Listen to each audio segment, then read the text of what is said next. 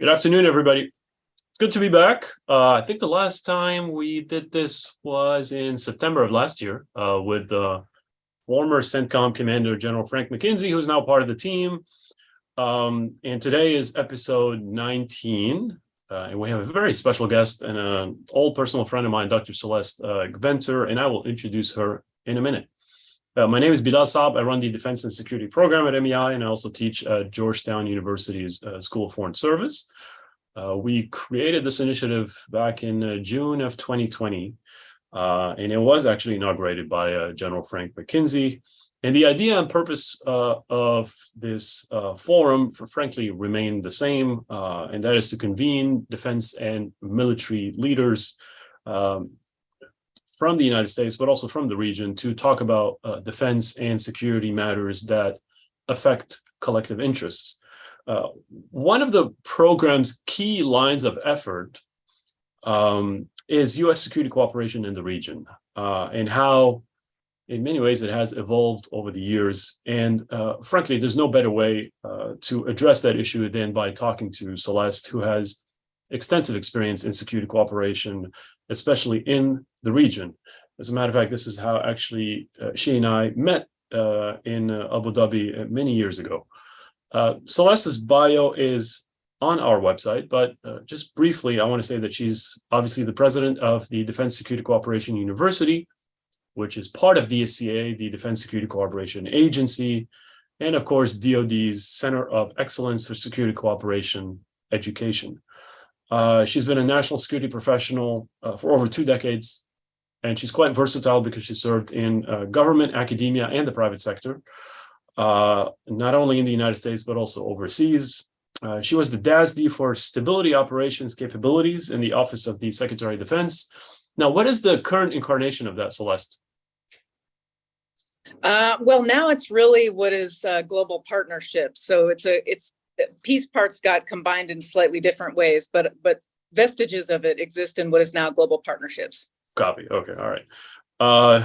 Celeste is the recipient of the Global War on Terrorism Civilian Service Medal, the U.S. Army Superior Civilian Service Award, and the Secretary of Defense Medal for Outstanding Public Service. So you can see that she has had a long and quite a distinguished career in public policy. Let me remind you all that this is an on-the-record conversation, broadcast live on YouTube. We are calling Celeste from Germany, so if we expect any technical difficulties, please be patient with us. But that also shows us how committed she is to this conversation to call in from Germany. So really, thank you, Celeste. So with that, why don't we just get started, and perhaps some opening remarks, Celeste, if you wish. So thank you very much, Bilal. It's great to join you in this forum. It's been great to reconnect with you recently. I really appreciate the invitation, and that was a very kind introduction. And I'm really excited to talk to you about DSCU and about security cooperation in the region and other issues today. So thanks for having me. I really appreciate it. You're most welcome. Okay, well, we got a little bit less than an hour, and we're going to try to stay on time here. Why don't we just start with some basics? You're president of DSCU, so start with the basic question. Why was this entity created, and what is the main role and mission of this new organization, relatively new organization? Yep. So DSCU was established in 2019 by the then director of DSCA. But the real impetus for it is to improve the professionalism of the workforce in security cooperation. And that was actually mandated by Congress in 2017. And they told the director of DSCA to professionalize the security cooperation workforce. And that included education, training, career paths, career categories, the whole professionalization process. And we are at the early stages of some of that, but we did manage to create a certification program for members of the workforce, but still much to be done. And one of the other tasks that we're fulfilling is to create more intellectual foundation behind our security cooperation programs to understand what works well, what things might we change to be more effective, that sort of thing. So there's a research component now, which is relatively new. Fair enough. And as you talk about the 2017 NDAA, I just want to pause for 2 seconds so that the audience fully digests this. I mean, this was quite a game changer in terms of security cooperation because of the monumental reforms. Just spend 10 seconds telling us why those were really groundbreaking and in many ways inform a lot of the work that you're doing today. Absolutely. It was a very big shift, and in fact required quite a lot of political alignment on Capitol Hill that I sometimes wonder whether we could accomplish the same thing today. But it was really to clean up a lot of the authorities that had sprouted over the post 9/11 era, and to clarify and simplify those authorities and those funding lines. But at the same time, it was also to establish some clear lines of authority and responsibility in security cooperation. And again, a big component too was getting the workforce more professionalized. For many years, the security cooperation workforce has done it part-time, or it's been sort of an assignment or just a job, but there hasn't really been a way to make it a professional track. And Congress observed this and said, let's fix that, because we should treat this as important as we do other areas like acquisition, like intelligence, like cyber. This requires specialized skills too, and we need to recognize that. We need to pursue it in that way. And so that's, NDAA 17 really was very strong on this point in particular. Fair enough. Okay, thank you for that. Well, I mean, you recognize the opportunity that you have in your hands in terms of reforming this very large ecosystem, but you also must recognize the challenges. So I got to ask you a personal question. Why did you accept this job? And what do you intend to do in terms of vision moving forward? When I consider why I accepted this job, I do ask myself that a couple of times a week. Though really, I saw it as a tremendous opportunity. I think what you find in security cooperation is that most people do it out of love and for the work. It's a lot of people who genuinely like working with partners and like the idea of helping a partner nation to develop abilities. And I feel that too, having been involved in security cooperation for a couple of decades off and on. And I feel passionate about it. And I also feel passionate that we can do better at it, that if we gave it a little more thought, we might have better outcomes, and that it's important enough that we should take it more seriously. And therefore, DSCU represents an opportunity to address things I saw while I was involved in security cooperation, things that I thought, we could do better at this. And this was my chance to actually try to do some of those things. And so that's why, for me, it was an enormous opportunity. And it's a real passion project for me, as my colleagues will probably attest to my intensity on a lot of these issues. But it's because I care, as a lot of people in security cooperation very much care. Right. And as you sit down with your colleagues and perhaps even superiors, and I'm sure you've done this many times already, like as you share with them your vision, what would be the key, bullet points of that vision? Well, I think one thing I've done is looked at the other defense institutions of higher education and looked at their models and tried to draw what I regard as best practice. I'm very much a subscriber to the Humboldtian idea that research informs curriculum, sure. And that there's no new curriculum, and there's no way to refresh curriculum if you're not doing the research, and there's not that kind of intellectual food to feed into the curriculum.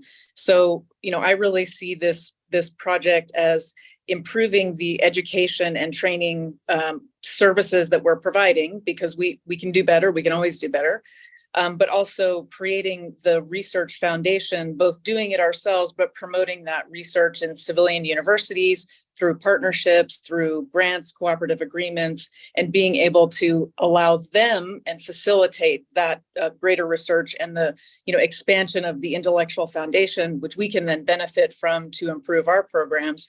And I think a third big piece is the institutional capacity building, partner facing education and advising that we also do as part of DSCU in a couple of our component elements, this Institute for Security Governance and the Defense Institute for International Legal Studies. So, those are kind of the three big pieces: the research and analysis, the teaching and education, and then the partner facing education and advising. Copy. Okay. I know you haven't been in the job for a long time, but I'm positive you must have seen already some positive changes that make you a little bit more optimistic about security cooperation reform, which is, again, a gigantic and enormous task. I've heard about a reorganization, right? So tell us a little bit more about this reorg that is currently underway. Well, I don't know that it's really a reorganization so much as it's trying to build out some of the pieces that when I got into the job 14 months ago that really weren't quite there. The research and analysis piece wasn't really there, and then really trying to build out more educational curriculum rather than just training focused curriculum, which right. We've been doing a very good job of training people on programs, and there's this kind of education side that we can build out further. Another thing I should point out is that as part of the legislation in NDAA 17, the department and DSCA in particular, and this fell to DSCU, is to innovate the workforce. So what is the proper composition? What are the right organizations? What are the right command and control arrangements? So we have a couple of really big initiatives to rethink the way certain parts of the workforce are managed, trained, staffed. And that's some of the more exciting work that we're doing. So we're focused in particular on the security cooperation officers and offices in embassies and trying to improve their capabilities. Right. You talk about the third pillar, which is interfacing with a partner, obviously, when we talk about security cooperation. But before we do that, we got to do our own homework internally and be best postured to deliver the most effective kind of security cooperation. So having studied this, worked this both as a scholar and practitioner, what are some of the, and I know we could spend hours and hours on this, but what are some of the bigger challenges that you see internally as we organize posture for security cooperation before we even say a single word to any partner? Right. Yes. That's a big one. This could go on. Well, I think, probably one of the most significant challenges is inherent to the way the U.S. government, and in particular, this set of tasks is organized. And as one of my colleagues says, it's distributed management. And that means to say there's no one person or organization really in charge, soup to nuts, for the outcomes. And so different organizations have different pieces of this, and it can get very complex. And of course, whenever you have a situation like that, there's an opportunity for miscommunication or different ideas about what is supposed to happen. Different things get communicated. And so just getting the US government on the same page with regard to any particular effort, any particular country, any particular program is really challenging. And this is inherent to the way the U.S. government is organized, and in some cases, it's really it's insurmountable. It sort of is what it is, and so constantly finding ways to improve that communication and providing the information to the people who need it when they need it can certainly help. And I think that's part of what DSCU can do, is be a resource that helps facilitate that communication. Okay. I want to push you just a tiny bit more on how do we actually, I don't want to say overcome, because frankly, these are really big challenges, but at least just manage those challenges. How do we better manage those challenges so that we can, again, position ourselves to deliver more effective security cooperation? Well, I of course have a self-serving answer, which is I think we can certainly provide people with more training and education, right? And equip them better so that when they are working with our partners, they have the right information and the kind of information that they need to be able to communicate that information, and trained to communicate effectively with our partners, right? That's not necessarily something that everybody knows how to do or has a knack for doing, understands the region and the culture of the country that they're dealing with. These are very complex topics, and not everyone is comfortable in, very foreign cultural environments. So getting people more familiar with how to cope in those situations, how to communicate effectively, I think we can do better. And when it comes to our SCOs, one of the things we really are focused on is expanding that training, because they really are right at the coalface, working day to day with our partners. And when we compare the way SCOs are managed, trained, educated, and staffed with the way I'm sorry, did I say attachés? The way the attachés, the defense attachés are managed and trained, and the way the SCOs are managed and trained, even though these two people are working in the same embassy, they're very different. Sure. And we're very much looking at the attaché model to see how can we get the SCOs to the same level of expertise, the same level of training, that sort of thing. And so I do think we don't need to reinvent the way security cooperation is organized. I think that was done in NDAA 17, and I don't think we're going to see big changes. But I think at the margins, by providing better training and education and better information about what works through the research and analysis, I think we can do better that way. When you talk about personnel who are deployed overseas, obviously they come from the services, right? The SCOs. Almost all, yeah.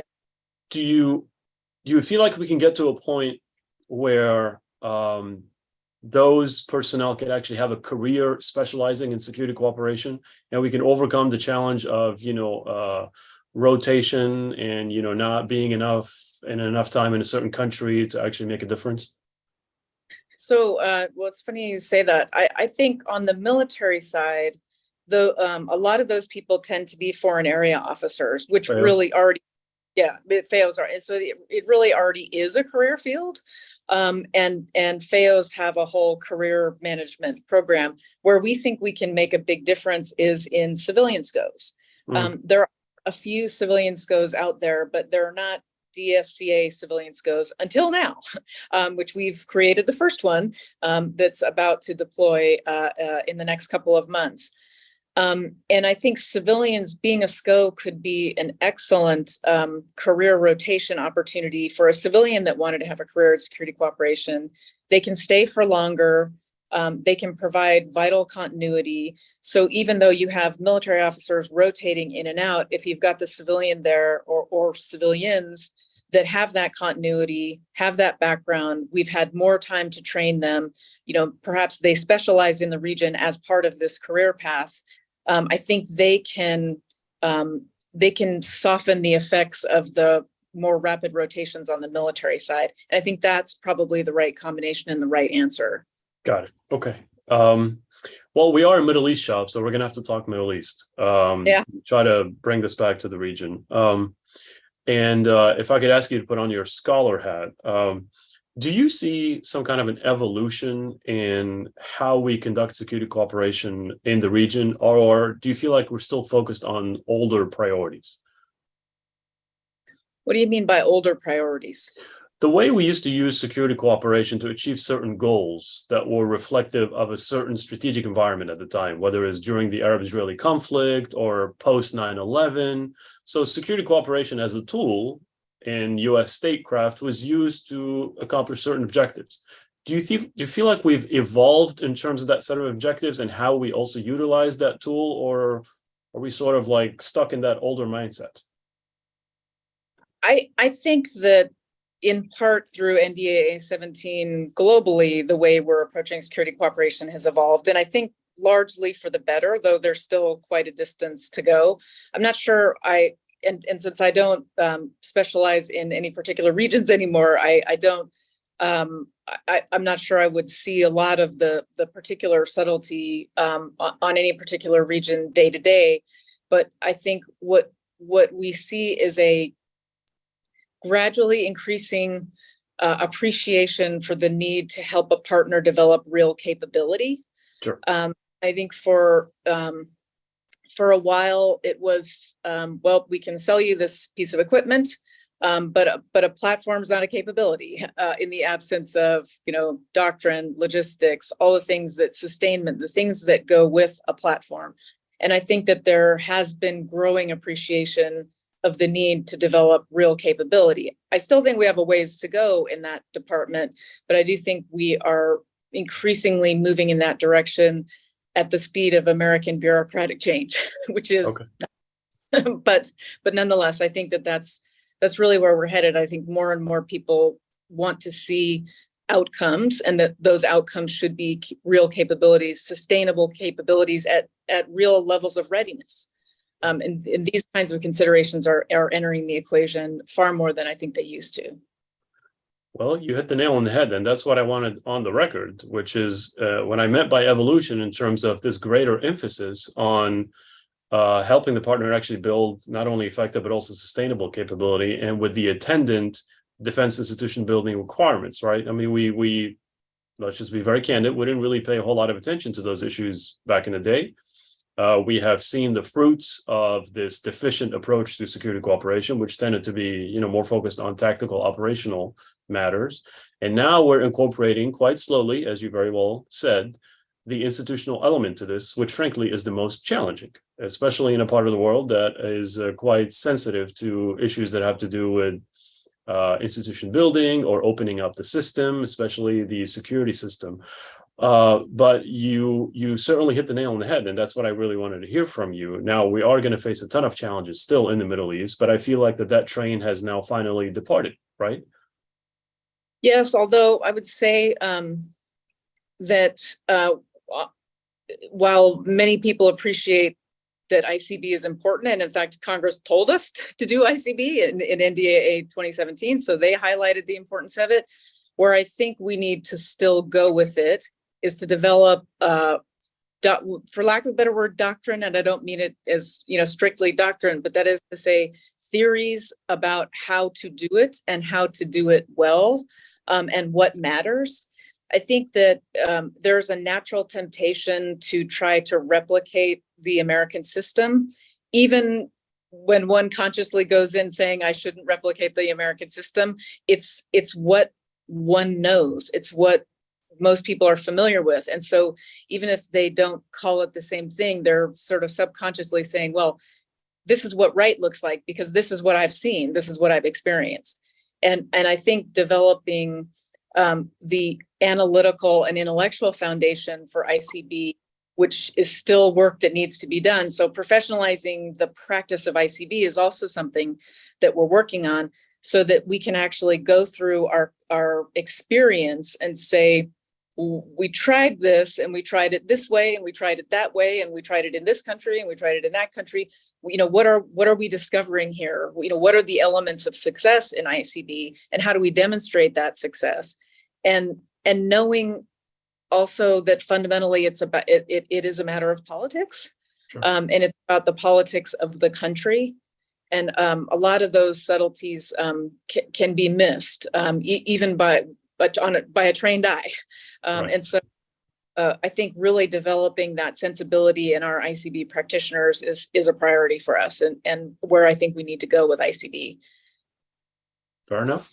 As we look across the region and see where we are involved in those institutional capacity building efforts, could you help provide us with a quick overview of where we are and perhaps where we've done some of our best work? I mean, obviously people remember the, less successful, if we were put it diplomatically, efforts, whether it's in Afghanistan over 20 years or in some episodes in our Iraqi experience, especially in 2014 when ISIS was conducting its blitzkrieg and all that. So, but I'm sure there are other places where we've done a whole lot better. So, but just first, where are we in the region pursuing these vital activities, and where are you most confident? So before I get into that, let me just say one quick thing and something that we've been talking about in the Ukraine case, just to back up my point about the need to understand what it is we're really doing with ICB.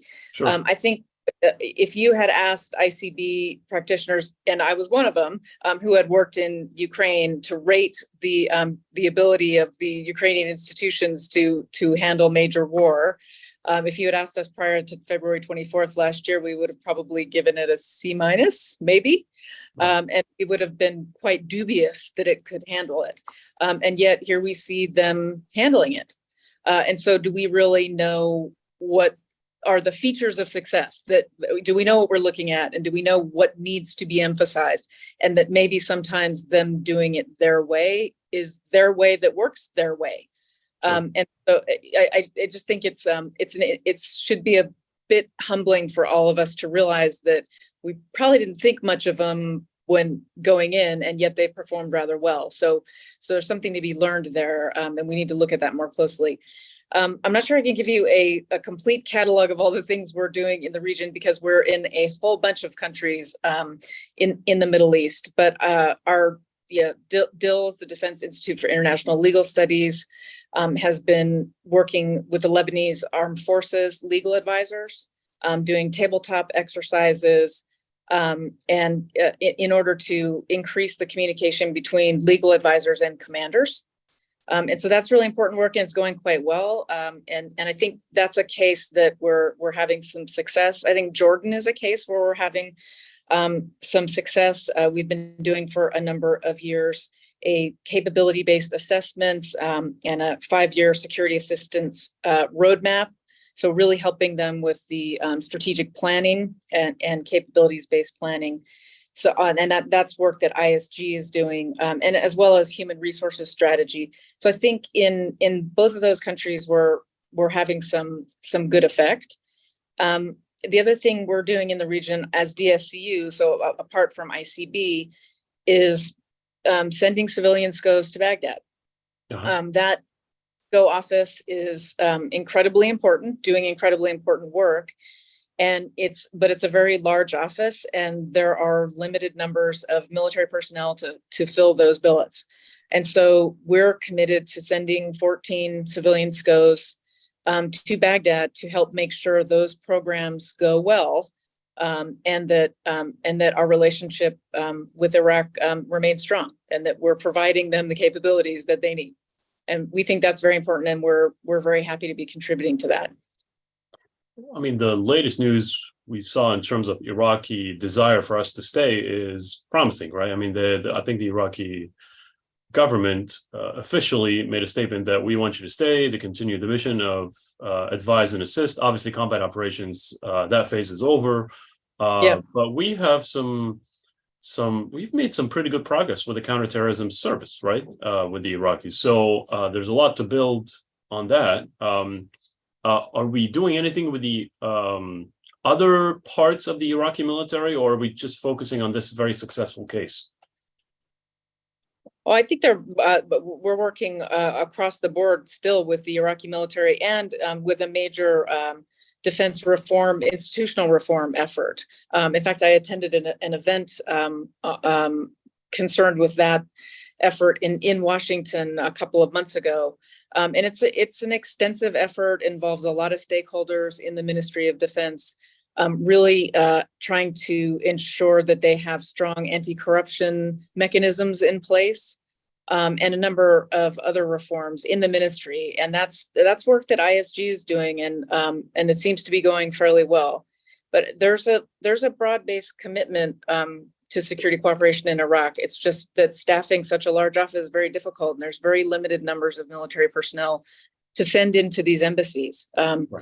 So, we're trying to help with that, and are hoping we can really make a difference. Yeah. Well, Celeste, you mentioned lessons learned, and I know that this is an integral part of your mission, and I think you have a unit that actually tracks this stuff. I know my good friend Karim Awais works very hard on this. And I want to go back to that example of Ukraine that you mentioned, because boy, I mean, were we so wrong about their ability to fight, and perhaps even their willingness to fight. So, there was a widespread consensus that this was going to be over in a matter of weeks, that the Russians would be able to seize territory rather quickly, and none of that happened, obviously. So as we sort of reassess, obviously, and once again, I want to ask you to put on your scholar hat, a partner's not just ability to fight, but also its willingness. I mean, I feel like the assessment of capabilities is rather more manageable, even though it's still challenging. But on the issue of willingness, especially as we talk about the Middle East, which is a region where many of our partners have been quite reluctant to fight for all sorts of reasons, some legitimate, obviously. I know that my good friend Ben Conable just released a really good report trying to come up with some metrics to try to assess a partner's willingness to fight. So is that incorporated into your assessment, into your analysis, in terms of, before we provide them with anything, like, shouldn't we even want to ask the basic question, like, are they actually going to fight? Are they going to use more military terms, are they going to contribute to joint combined operations with us whenever a threat materializes? Like, how do we go about this very complex question, especially in the Middle East? Well, it is a very complex question, and I think it depends on what the security cooperation effort or program is trying to accomplish. But right. if it is trying to accomplish giving them genuine capabilities that we hope they will bring to bear in the event of war, I think understanding our partners is so vital, and I think it's sort of a perennial struggle. At least in recent history, for Americans, understanding where our partners are coming from, right? We're sort of used to being a very powerful country, and maybe a little more transactional in our approach. And so let's just say we're not known to be the most culturally sensitive country in the world. That doesn't mean as individuals we aren't, but I think, that's not exactly our national reputation, and probably for good reason. And I think that has to be a very important part of what we provide to security cooperation practitioners is learning how to listen to a partner and understand. I think measuring political will, I know and highly respect Ben Conable. He's great. I look forward to reading his work. I'm sure if anybody can come up with metrics, he can. But I think it's tough. And I'm not sure we would go through KPIs and say, oh, well, we're above the threshold here, guys, because right. Somebody getting your country invaded will focus the mind in a way that few other things will. And I think it's very difficult to predict how any country is going to react. But understanding what it is they're telling us, I think is critically important, because if you look at what the Ukrainians were asking us for 4 or 5 years ago, there are a lot of the same things. Sure. So maybe knew what they needed, but the political circumstances had to change in order to make that possible. Right. There's a combination of these things going on that may be very difficult for us to forecast, but better listening and better understanding can't hurt. Yeah, no, absolutely right.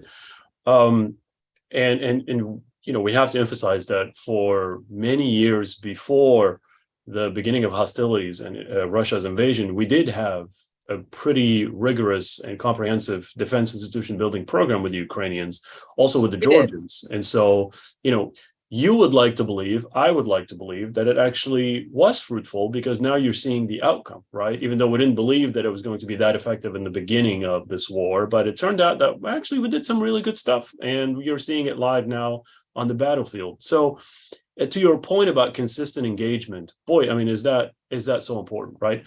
And I just feel like we don't do enough of that in the Middle East, the consistent engagement on the things that really matter. I mean, and the reason why I asked you that question earlier about, have we evolved in our approach, is that for many, many years, we've been really focusing on the equipment side of things in security cooperation, and the hardware and the tactical operational stuff, less so the things that would sustain all this and that would create the most basic defense capacities, right? And so, we're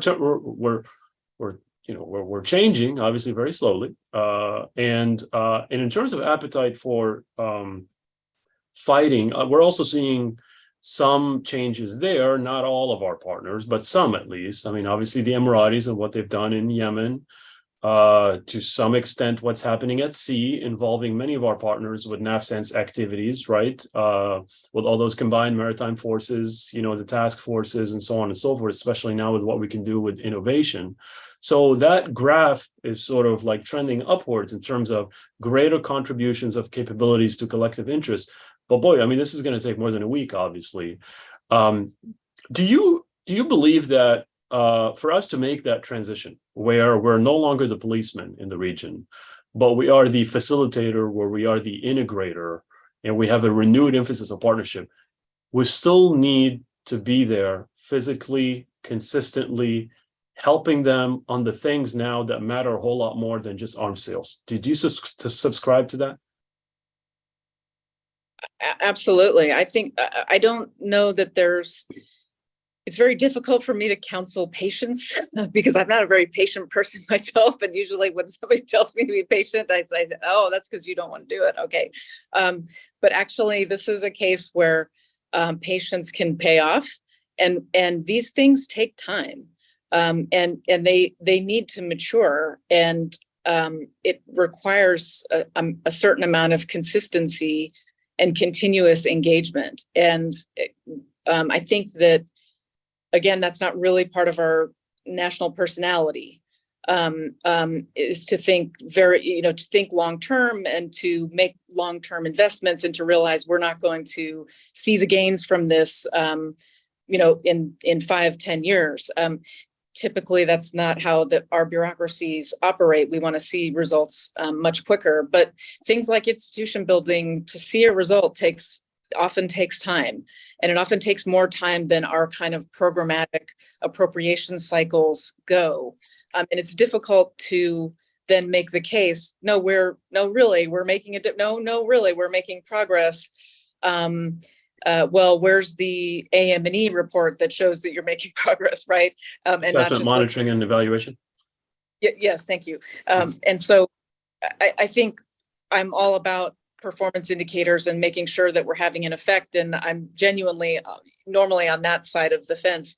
But I also think that, as one of my colleagues says, how do you measure love? and how do you measure the progress of a relationship? And in many countries, and maybe particularly in the Middle East, it does come down to relationships. And those don't get made and built and solidified overnight. Right. And so it's that tension is always there, I think, in all U.S. engagements overseas, that our level of patience and our tolerance for things taking more time than we think they should. Sure. Very eloquently said. You mentioned Congress, Celeste, obviously a key stakeholder in this. As a matter of fact, give them credit. They're the initiators of this major legislation from 2017. God rest his soul, Senator John McCain. Do you feel like we still have this educational challenge, not just with Congress, but other stakeholders in this very large ecosystem, about what security cooperation really entails? I often feel like if we explain more what the requirements of security cooperation are and what it really is necessary to do, not just from a dollar sign, but also in terms of activities, then we would gain a lot more traction and we make a lot more progress. Do you feel like you have that educational challenge, or you feel like, no, actually we have enough people who are on the same page, it's just a matter of implementation more than anything else?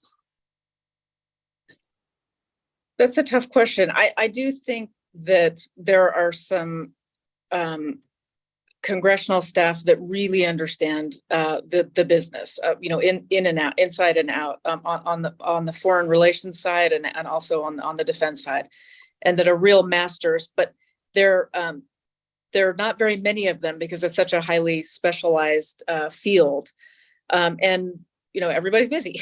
I will say that it's also a fairly abstruse field that requires quite a bit of explanation. Those that have mastered it over time. And it's a bit wonkish, right? Even the language we use is very wonkish, security cooperation. An old mentor of mine I saw last week said, you should just call it defense partnerships, because that's what you're doing. And, security cooperation, it's sort of, to the average observer sounds a bit like, oh, that sounds like some strange government program, right? It's very wonk speak, and maybe it sounds that way to our partners too, and maybe something more like, maybe global partnerships is the right answer, to call it something like that, because maybe it's more accessible that way. But I mean, frankly, I think the NDA 17 was a masterstroke, and the people behind it really made revolutionary change, and many of those people are still around, thankfully, Right. and really know the business. Fair enough. Let's talk about risks. I've often heard, Celeste, that what if we get really too good when it comes to security cooperation, and our partners, not just in the Middle East, but anywhere else, acquire these capabilities, but then use them for purposes that don't necessarily match with ours? And I think there's a legitimate point there to be made, but how do you sort of balance that with the reward, obviously, of having a more capable partner, which we've been trying to achieve for such a long time? So, for example, like the example that people often come up with is, oh, you want another Yemen? Really? So, I mean, I'm not sure it's the right example, but, just any kind of military activity that might be hurtful to U.S. interests, and that has been made possible as a result of our efforts to make this partner more capable. How do you weigh those risks? Well, as political scientists would say, this is the principal agent problem. Yeah. And it's inherent to security cooperation, right?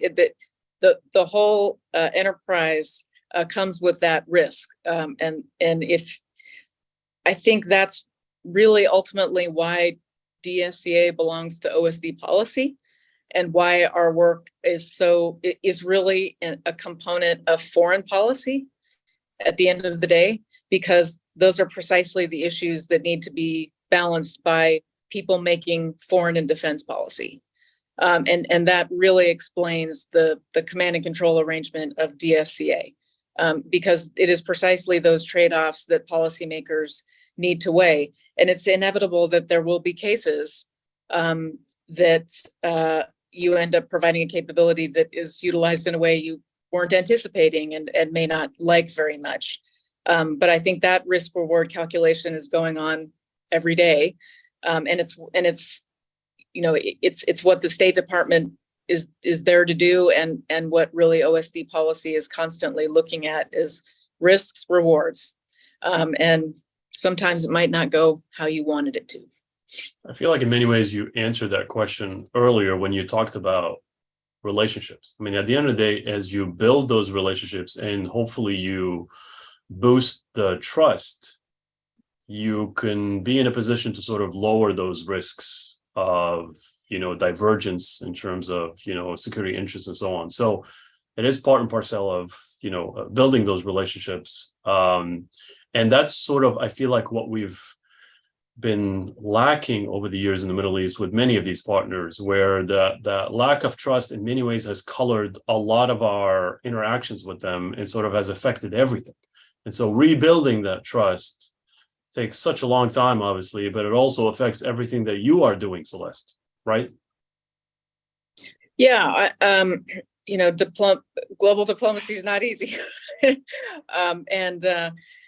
But I think, frankly, the U.S. has shown quite a bit of staying power in the region. I would argue. I mean, I think that if you look back over the last, 4 or 5 decades or more, I think you see a pretty continuous U.S. commitment to the region, maybe longer than that.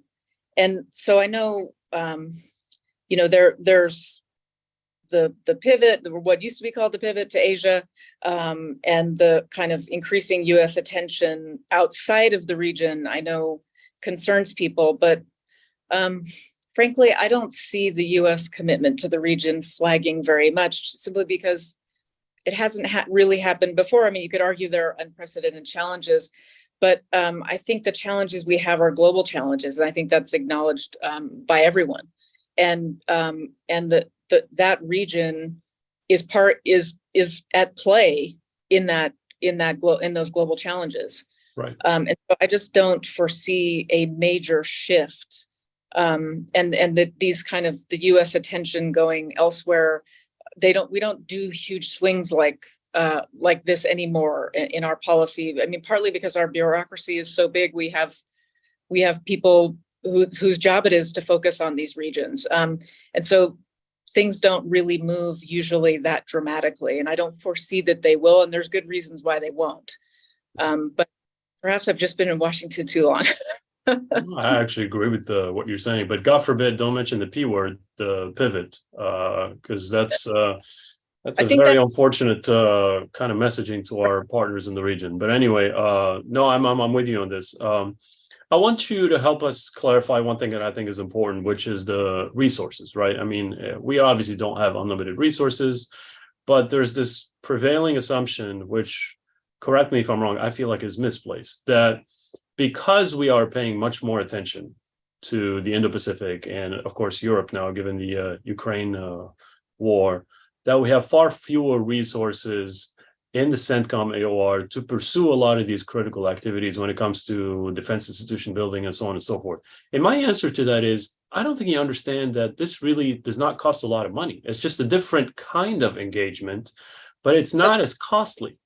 Now, of course, the partner is going to want all sorts of flag officers and general officers embedded in their national security ministries. And yes, there's a limited number of those. There are not many around. And we're sending them to other priority regions. But in terms of dollar signs, I mean, could you just help us clarify that this really is not that expensive? Actually, I've made that very case many times before about the high return, low cost of ICB if done correctly. Right. Incredible for relationship building.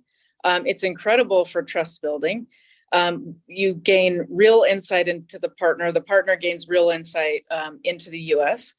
And these are not costly programs at all. And so it seems to me that focusing on, kind of overall dollar amounts and measuring, where regions are based on, how much money is being sent to those regions is maybe that's not the right way to look at it. Because I think the US can put a lot of effort into regions in lower cost activities like ICB that actually have quite high returns if we get it right. Exactly. That's because that means you need to find the right people who understand the region, who have the particular expertise that's necessary in those particular institutions. And I'll say it's, we've done well in some cases and maybe not great in other cases. It's not easy to find the particular set of characteristics for people to go work in a foreign ministry, right? It's kind of lightning in a bottle. I tend to believe that better training would give better outcomes, but I would say that, wouldn't I? But I also think you're looking for unicorns in some cases, and it's not always easy to identify at the outset who's going to do well at that. And so I think that really becomes the trick, is the selection, and then the communication with the person and making sure that they have the support that they need. But I absolutely agree that this is a low cost, high return activity if we do it properly. Yeah. I mean, if I remember correctly, Celeste, since I oversaw CENTCOM AOR when I was in the Pentagon, and this was as part of the $1.2 billion globally in terms of Title X funds for several security cooperation authorities, whether it's Section 333 or 331. For the Middle East, we had roughly like $250 million. I mean, you try to compare that to any kind of, high-end sophisticated platform that we're selling to any partner or we're providing to any partner, it doesn't compare. I mean, it's just remarkable how the equipment is far more, expensive than any of these more critical activities that are so necessary to actually effectively employ and sustain the equipment. So I wanted to make that clear to anybody listening that this stuff, again, as you said so correctly, if done properly, does not have to cost a lot of money, although the return is huge. Right. I mean, I always wonder whether it would be useful to actually go around the region and just look for either equipment sales or equipment that we've provided in the past that is not necessarily working or needs repair or needs spare parts or needs a logistics system to manage it, and just bring it back to a state of readiness, and just increase the readiness of what's already there. Right. And that's pretty cost activity that could be a big difference maker, because now we've taken a platform that maybe wasn't providing capability and turned it into a capability. Yeah. It didn't require us to give a new platform, or have the partner buy a new platform. So I've often thought, if I'm ever working in a combatant command, that's what I'm going to do, is go around the region and just go look and say, okay, where could we actually bring something up to a readiness level? Sure. Capability is already there, but maybe it's not at a high readiness, and just improve. That's greater capability. Fair enough. In the last 9 minutes, I want to ask one last question and then give you the opportunity to close. As we are so attentive to this strategic competition with China across the globe, including in the Middle East, I wonder if we're doing enough messaging to our partners in the region that, look, nobody does this better than us.